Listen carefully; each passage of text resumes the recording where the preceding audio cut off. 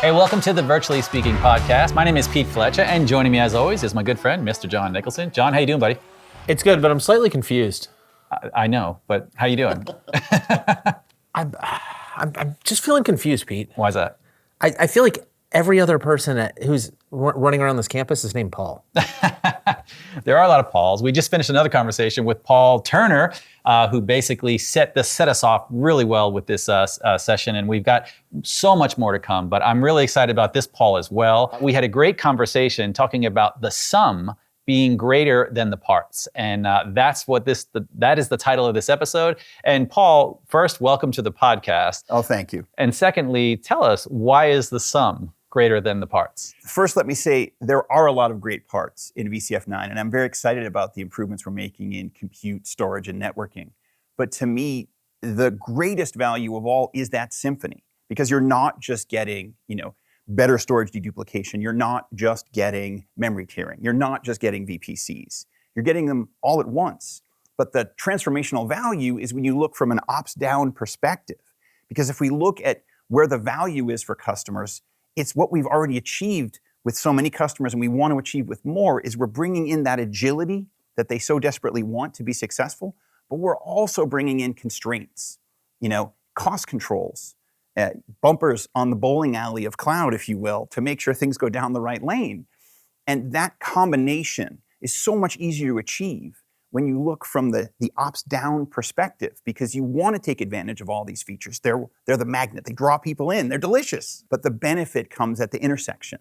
So that to me is why the sum is greater than the parts. That's how you know you're going to get the benefits and how you can show you're getting the benefits. And I think that's really, really important too for our private cloud advocates. It's not just that a good thing happened. Did you get credit for doing it? Yeah, absolutely.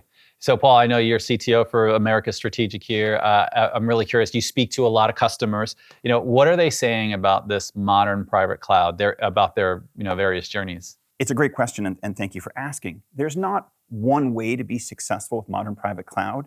We see successes in banking, in pharmaceuticals, in manufacturing. I could speak to a lot of different stories in the federal government here in the United States. And I'm really happy to see that we've given people a blueprint, but we can also meet them where they are, because it's not just about throwing everything out and starting over in some perfect idyllic greenfield world. You have to embrace the brownfield. You have to embrace the ecosystem. But by the same token, it's not all the bad of the last 15 years. You don't have to do some choose your own adventure and figure it out. The people that are partnering with us have been able to do something in, I think, an easier and more consistent way than ever before. Well, I like that story that it's not just a one size fits all in terms of that approach, because customers, this is something that oftentimes I feel like a lot of solutions historically that almost had like an appliance-like nature, or delivered as a rack or a block or whatever this magic terminology was like, okay, here's your formula, here's your relationship of ratios, here's your tooling, and that's it. And like you say, people are at different points across that journey of what they're doing, or not everyone's data center is going to look the same because of unique capabilities or things they need or different regulatory or environmental or preferences. Right. Yeah, I like to say, before we even talk about technology, show me your org chart. Show me the people that are going to be the ones driving this change and then sustaining this change, which to me, day 2 to end, that's where the real value is. And in this world of being able to say, look, we don't have to send you down a specific road right out of the gate. The key thing for us is we want you to be able to catch all the applications you need to. That to me is the most key thing. But then being able to say, look, we've seen potholes over here. Don't go over there. We don't want you to go there. That's the partnership that I think we've now made much, much more repeatable.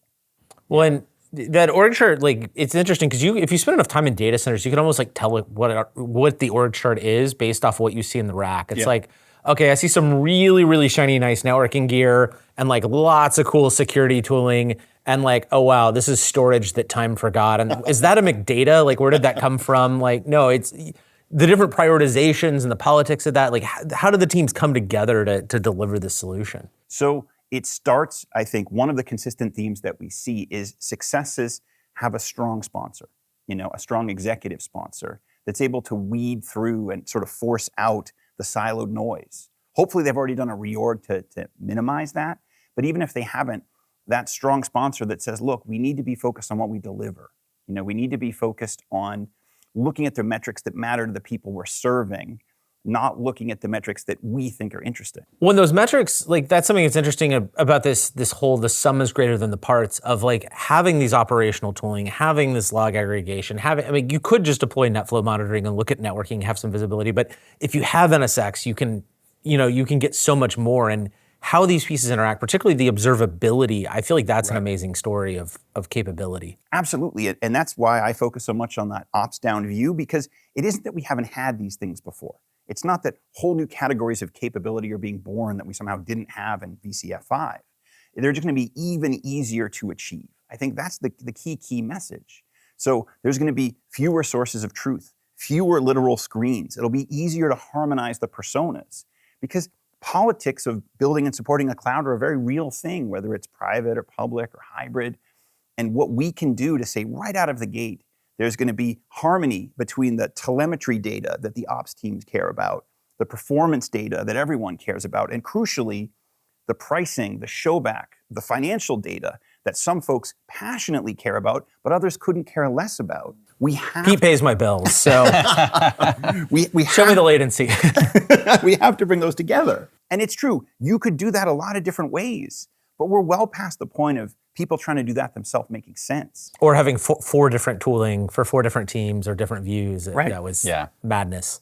Absolutely. And so VCF 9's out. There's a lot of great new features that we're walking through this week. One of them is one of our advanced services, VMware Private AI Foundation. I'm curious, from a private cloud perspective, why do you think AI is well positioned for private cloud? So that's a great question. So first, I'll say something candidly a little competitive. I think the hyperscalers fumbled the bag a little bit with the AI opportunity that they had.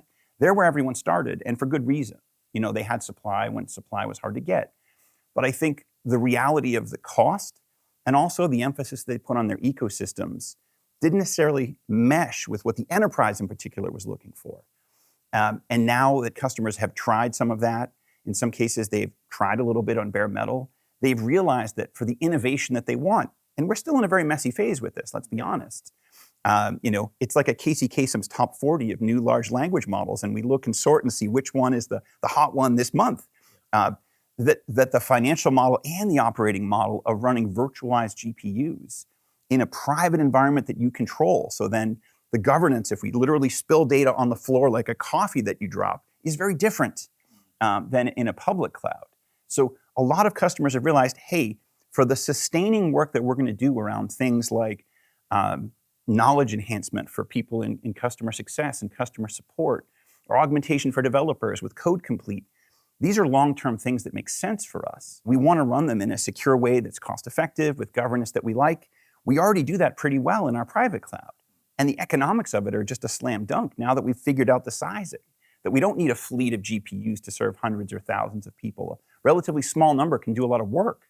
So we're past that Wild West hype area into real longer-term use cases. And again, the economics of private cloud are just fantastic for that. Yeah, I think I've heard Chris Wolf give some crazy number of how many GPUs we use to serve like so many developers. So if I remember correctly, it's 4 NVIDIA GPUs supporting 1,000 concurrent developers. That's wild. Yeah, and you hear people talking about nuclear power plants and how we need to build them. And that's true for people that are building large language models. But that's not the inference that most people are doing as part of what is becoming an app feature. And I think that's another key thing about VMware and AI that maybe we don't talk about enough.